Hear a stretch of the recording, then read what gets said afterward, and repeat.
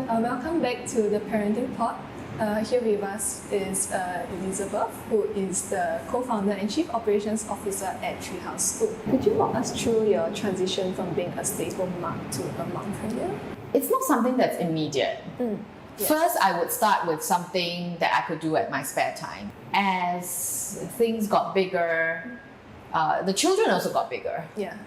And then timeline-wise, I think a lot of things just worked out. However, the headspace was the one that changed. Yeah. From being totally just thinking about the kids, I had to share headspace about other things that I needed to do for the business. Yeah. So that transitioning was hard. I would say it was stressful because everyone knows that there's this invisible load of motherhood that people don't see, but you carry.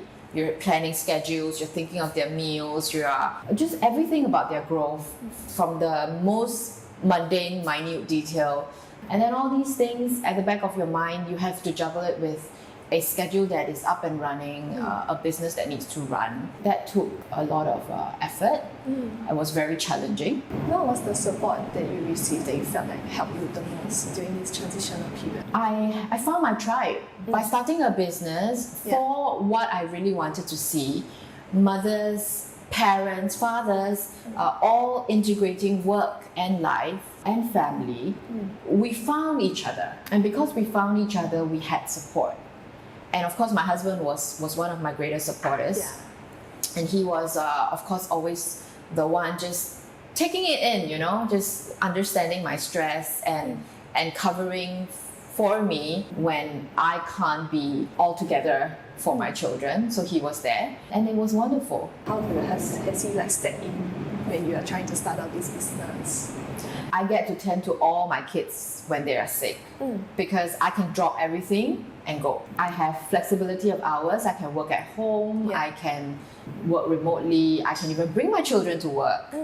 So I'm the one who's participating in everything. Okay. He's the one with the full-time job. The support he's given me is really sometimes on weekends when there are things that I needed to do. And more importantly, being more present for the children with my headspace not being there. Yeah. So sometimes I can be physically there, and a lot of times it frustrates the family because I'm there but I'm not there. So I think that the greatest support that he's given me is that he steps up, he explains to the children what is happening. This whole thing about technology, right? It lets you just work there at your sofa, but I'm not there for the children. So there's a lot of stepping up that he's done. Do you think there are ways that dads can try to see things from their wife's perspective so that they can better empathize with their wives?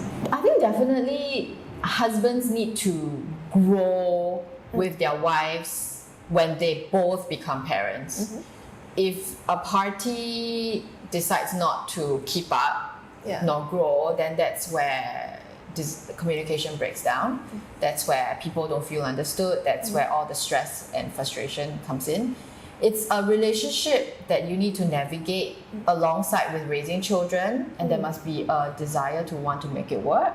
So a man with kids will have two roles, right? Husband and fathers. Just think of putting on different caps. So when you wear the hat of a father, you would want to support the children's mother. When you become a husband, then the lens you put on is very different, right? You don't want to talk about your children anymore. You want to empathize her feelings, her needs, and you want to be ready to also, share and share your feelings and your needs. So I'm big on communicating needs and feelings, and I think a relationship, a couple needs to do that. These are good cues sometimes to strategize communication. Maybe in a setting, a date setting, I'm always talking about the kids. I'm always talking about it. My husband can say, hey, I'm here with you as a couple. Could you please, not talk about the kids? If I want to communicate with my husband, I would have to tell him that I don't want you to look at it from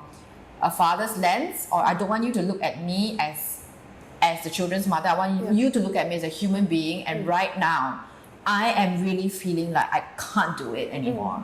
I'm very stressed, and what would you say to me? Can you encourage me? And it's just about keeping the communication lines as open as possible.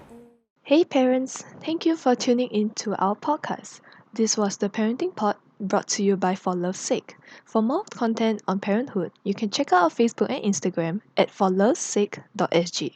Thank you and see you next time.